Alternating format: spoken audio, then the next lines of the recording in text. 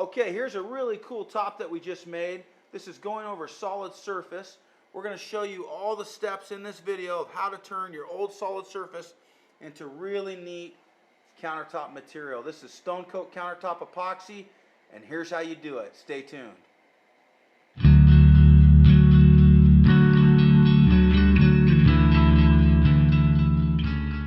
Hey guys, Mike here with StoneCoatCountertops.com. Today what we're going to do is show you all the necessary steps to do Stone Coat Countertop Epoxy right over your existing solid surface countertops. Solid surface is a real popular material and it's in a lot of homes, and we're going to show you exactly how to cover it.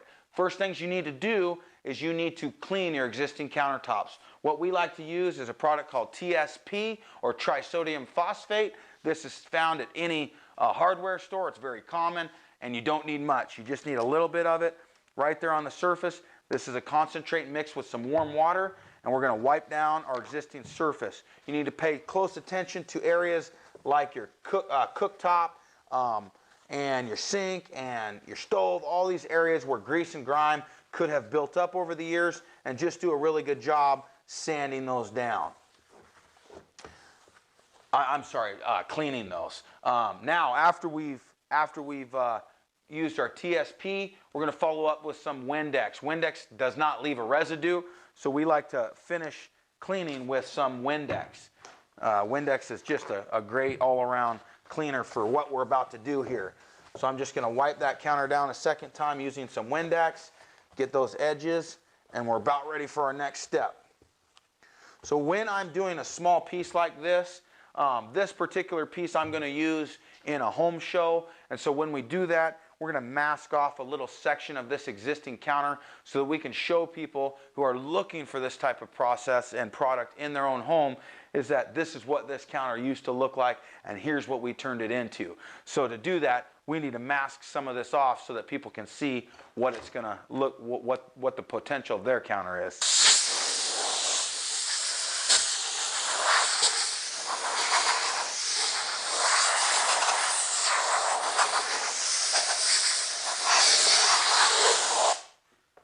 Okay, I got that dry. I'm just going to take my little handy masker here, and I'm going to mask off a little section of this solid surface, and we'll do our next step. So after we've cleaned the surface, now we're going to sand it. We're going to create a mechanical bond. This is our random orbital sander with a 6-inch sanding disc in a 60 grit. We like to use a bigger disc than our actual sander so that no Velcro ever touches our surfaces, doesn't wear it out. So it doesn't wear out our Velcro pad. So here we go. Let's get started.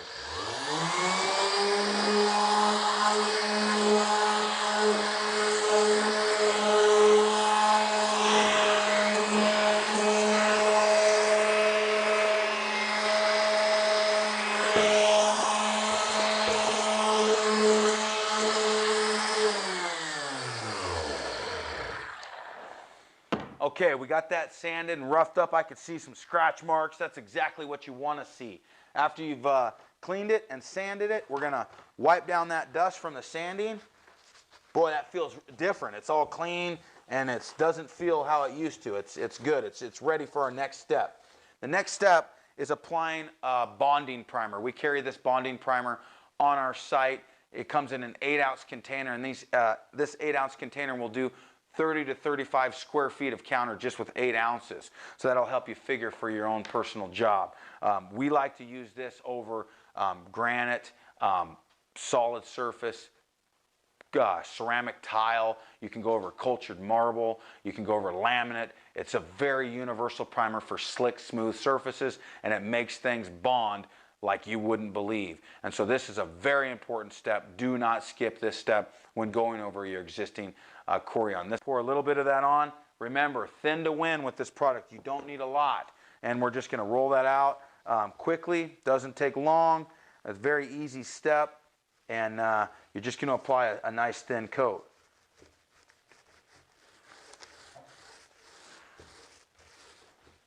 Get these edges here.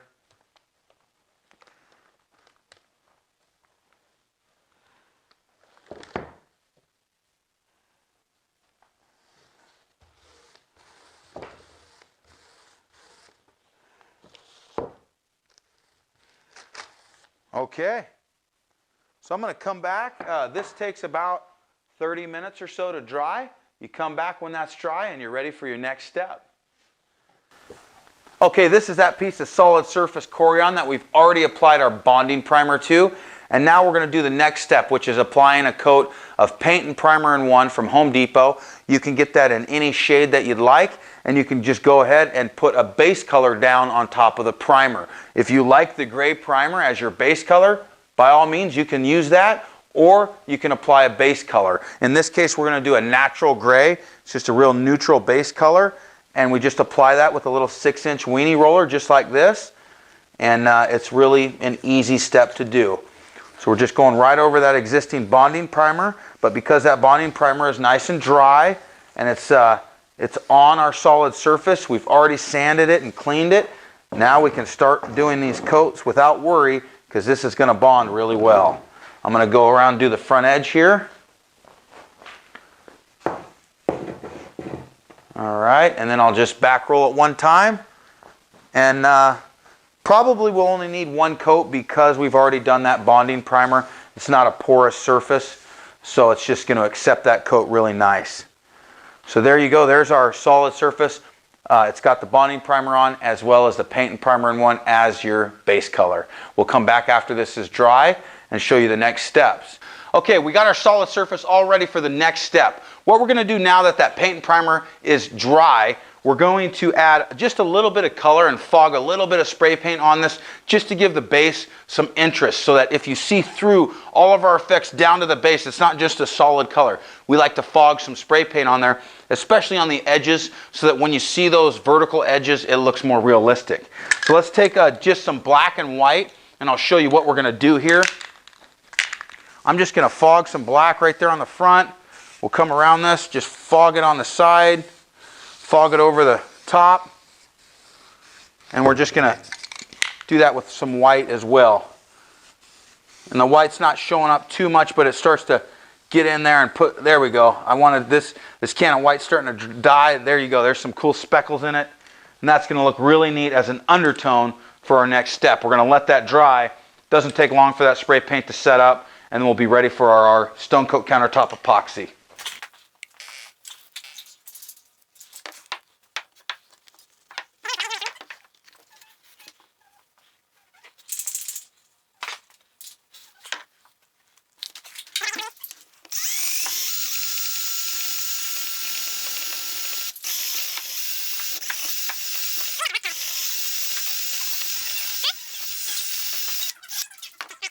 Okay, we are getting ready to put our Stone Coat Countertop Epoxy right here on our solid surface. I got 8 ounces of Stone Coat Clear Epoxy mix, 4 ounces of A, 4 ounces of B. I got some Pearl Metallic Powder. We're just going to put in a little bit here because we're going to keep it transparent. We don't want to make it completely opaque because we want to see through to some of this effect that we've done. So I just put a little bit of powder in there. We'll mix that up. Make sure you watch our video on how to mix Stone Coat Countertop Epoxy. Now I'm immediately going to pour all the contents right out onto the surface. I'll scoop all that out right there into the mass because I'm going to chop it and I'm going to trowel it so it doesn't mess me up to scoop it all out and mix it again here on the surface. Now all that prep work that we've done, it all comes down to this part, which is just the fun part. Take our trowel here, and I'm just going to spread this on out. Now I know we're doing small samples here. We have many videos on just large pieces and kitchens that we do. Go ahead and watch those, but this is just to show you all the different steps depending on what substrate that you're going over, whether it's wood or tile or formica or solid surface or cultured marble or natural stone, whatever you're covering up, we're going to show you how to do it. And in this particular video, we're going over solid surface. All right, and all these colors, we're making them pretty elaborate just because these are going to be samples that we show in home shows. So we're going to make them cool. I'm reusing my brush here from my last sample I just did. So when you're working, you can actually take your brush and your stick and just take a paper towel, and when you're making samples, you can just kind of clean off what was on the previous sample. Now I'm just going to chop this to remove my trowel marks, and I'm going to brush those edges, and I'll come around front and check those edges too. But I'm just going to chop this out. And what's cool about putting some of that Pearl Metallic in to my mix is it'll have a little bit of a crystallized sheen to it because of that metallic. Our metallic powders are very, very fine. They're not like glitter. They mix very well with our material, and they give just a neat, natural effect. It doesn't look, you know, it doesn't look like a craft project. It looks really cool. Okay, it looks natural. All right. So you can see that edge now. Oh, I got a little hair in there. Let me get that out. You can see that edge already, how some of that color protrudes through. Not a lot, but are you picking that up on camera? Yeah. How cool that looks? Okay. What are we going to do in this? I say we add some color. We get some wild with some color. Here's some gray. Add a little bit of gray in there. I'm going to spray a little bit of, let's go to some of these wilder colors. I really like putting blue in it. Let's hit some blue in there. Here's some navy blue. Boy, that's loud, isn't it? That's cool. All right, let's hit some Seaside in here. Okay, let's hit some of this Lagoon in there. There's a lot of different colors of blue. And now, let's go ahead and take our extra epoxy that's still in here. We're going to drizzle that on here just to spread that out a little bit.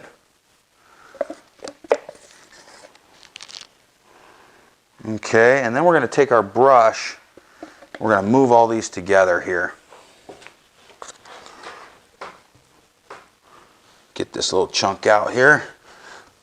Okay, let's just move these together.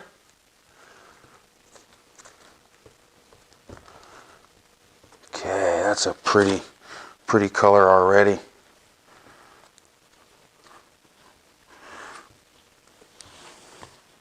Get those edges. Okay, now we're going to start some veins in there. All right, here's what we're going to do for our veins. We're going to start with a black. Here's my black. I'm going to actually just lay down this right here for our veins. So we'll start here. That's where our vein's going to start. Now I'll just start laying color in there. Here's a really neat aluminum silver look here. Bring that through that vein. Okay. And then we're going to get some of this rose gold in there. This will be an undertone just to give it some interest. I know that rose gold doesn't go with blues. That's okay. Everything goes together in nature. Yeah, that's true. Now you see how this, boy, this is going to look cool. I can already tell I'm going to want this. I'm going to want more of this in there, but let's just play with this. Let's see where it goes. Here we go. Let's add a little bit of this bright yellow in there. Holy moly, we're getting crazy. And what you're going to find out, especially in doing your samples, is you're going to find out what you like. You're going to find out, oh my gosh, I would have never thought that those colors go good together, but they do. They just look, they look neat. Okay. And if you don't like them, you just mask them with more color. All right. And I have so much fun doing this. It's a good time. All right, let's put some more of that navy blue there. Oh, navy blue is starting to go out. Want to grab that for me? No, I can't. Okay.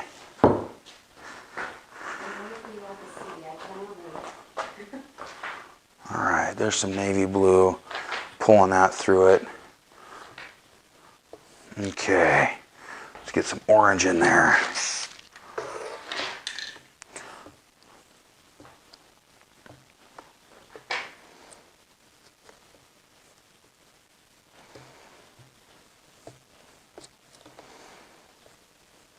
And I'm just using the flat part of my stick here as my tool. Be the cheapest paintbrush you ever get. Just a paint stick, the free ones right there from Home Depot. Okay, well, this is looking neat. And this is going to contrast, I really want to contrast that old solid surface that was under there to show our future customers exactly what this can look like. Now I'm mixing that quite a bit, so it's starting to muddy it a little bit. So now we'll put some of our brighter colors right back on top. So we're going to go right here with these bright blues again, and that'll be kind of what comes out on top. And we'll put some white in there to finish it off, and then we're going to hit it with some metallics. All right, where'd my white go?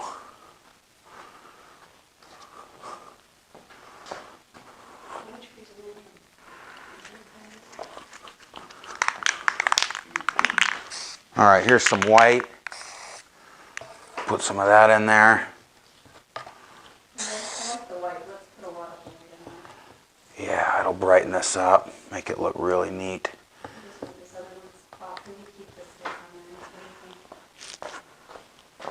Keep what? Don't use it flat, use one end. Oh, okay. It's mixed with loose. Yeah, there you go. It'll have to mix a little bit better. Yeah. So we're just putting really cool, big vein through this. This is a big vein piece. This will be really interesting for somebody to look at. They're not going to understand how the heck you made this. This was over their existing ugly solid surface. Okay.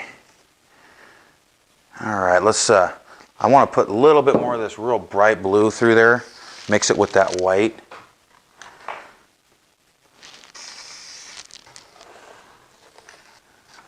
Maybe some gray. No, I don't think I want to hit gray in this right now. Okay. Now let's throw some metallics in here. Let's do some deep silver in there.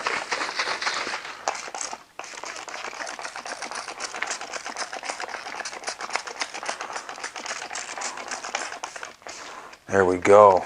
Yes. Okay. I'm going to put some clay on top of there.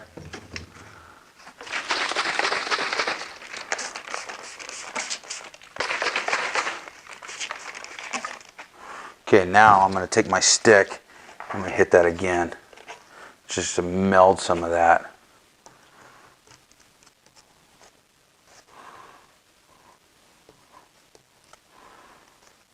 Oh yeah. Leave some of it alone.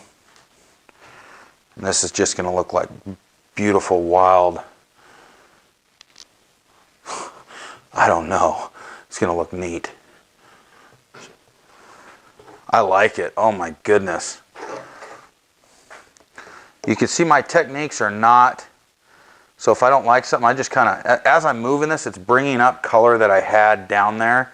Like, look, I'll just kind of blotch in there and then move it, and it's bringing up some color. You don't want to move it too much or so it all becomes the same color, but look at, Okay.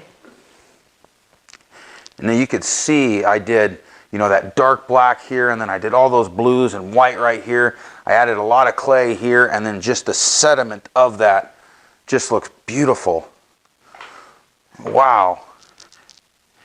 Now all these little dots here, they're from the alcohol. You can just break the surface tension and those will kind of dissipate, but because we have that undertone of that kind of salt and pepper, that'll come through and look interesting in its own respect. A little bit of white, kind of heavy there. I'll tap that. I'm very happy with this piece. This is just beautiful. All I did was add lots and lots of color there.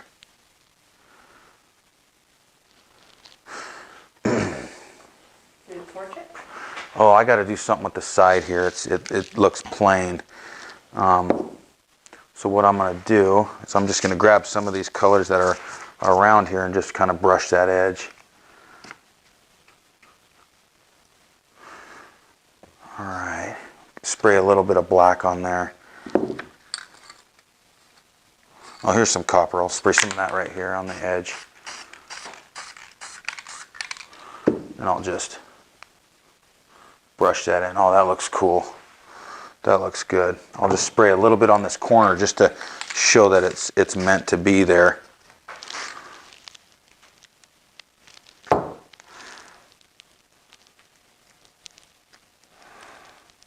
Alright.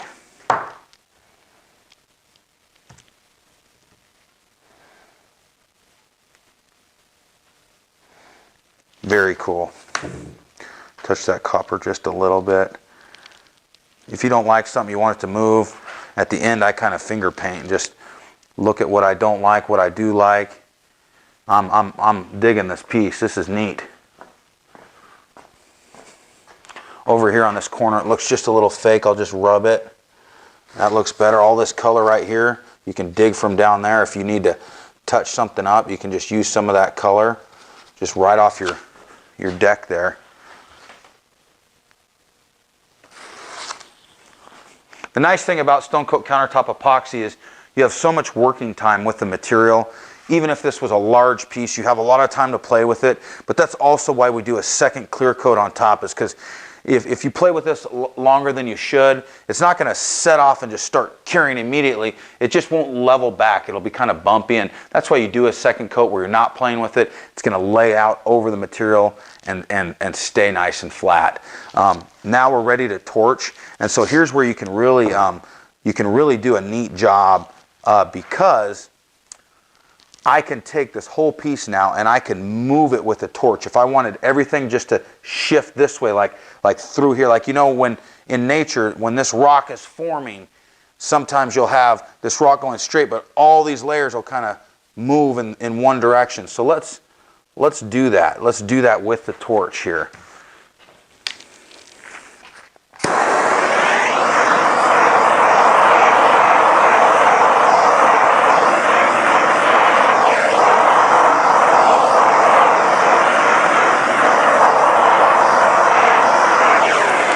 So I've kind of pushed it all that way a little bit and like that.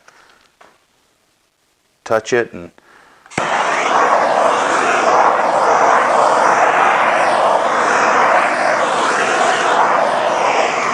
there we go.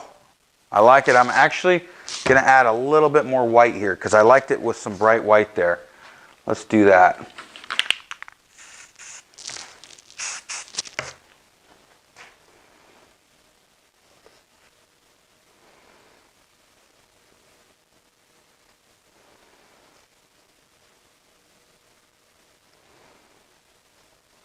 Okay, let's move that together with something else. Let's take some of this,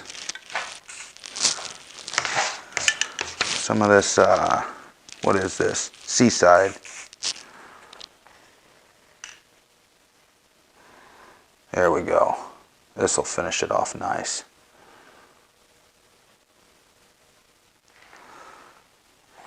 Move that till you like it and we'll walk away. Well, I think you know what I need. Now I need some alcohol over it.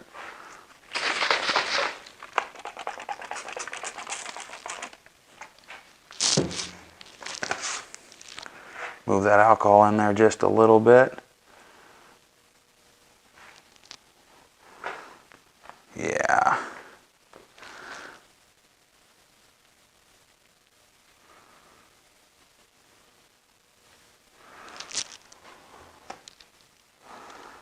Yeah, that's gonna look neat. I'm liking that. Let's take a little bit more blue.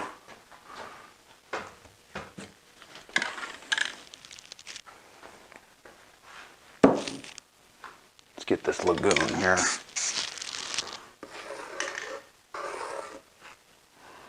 There we go. And actually, the more that you play with it, usually it starts to look more and more realistic.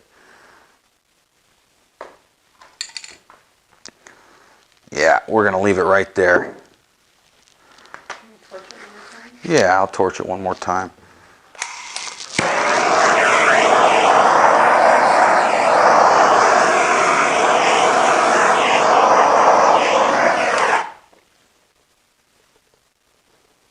Just got some dots there that I didn't like, and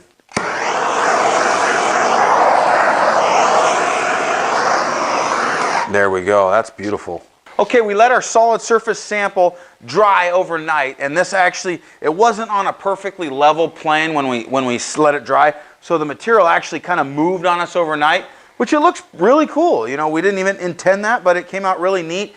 Another thing that you want to keep in mind when you're doing a second clear coat, we're going to do a color coat and then a clear coat. Your color coat's going to have some imperfections and some voids and nibs and things here and there, and that's why we do a second clear coat. In this case, I didn't shake up my can really perfectly, so I have a few high points where the spray paint kind of spit out. So I'm just going to use a sanding block here, a 220 grit sanding block. So all I got to do is just quickly sand this down, and all those high points are off immediately. Now this piece here actually is still a little bit tacky, and because it's a little bit tacky, you don't need to do sanding in between unless you want to remove some of those high points. So that's why we did that. I have some Stone Coat Countertop Epoxy already mixed up here, and we have quite a bit mixed up because we're going to do multiple samples other than just this video, but you only need to use the same amount as you used on your color coat. So just keep in mind of what you used on your color coat, and you'll use the same amount of epoxy in this second coat. Another thing to note is because we scratched it all up, as soon as we put this other clear coat on, the scratches disappear. It's really easy. I need to grab a brush. All right, so all I'm going to do here, my brushes are over there in that bag. So all I'm going to do here now is just spread the material just like I did when I'm doing a color coat with the trowel. I get it all spread out here, and then I'm just going to chop the material to hide my trowel lines and brush the edges, and then I'm going to torch the piece. The clear coat is no stress at all. All you're doing is putting the material out, getting it spread evenly, and then using your torch. Okay.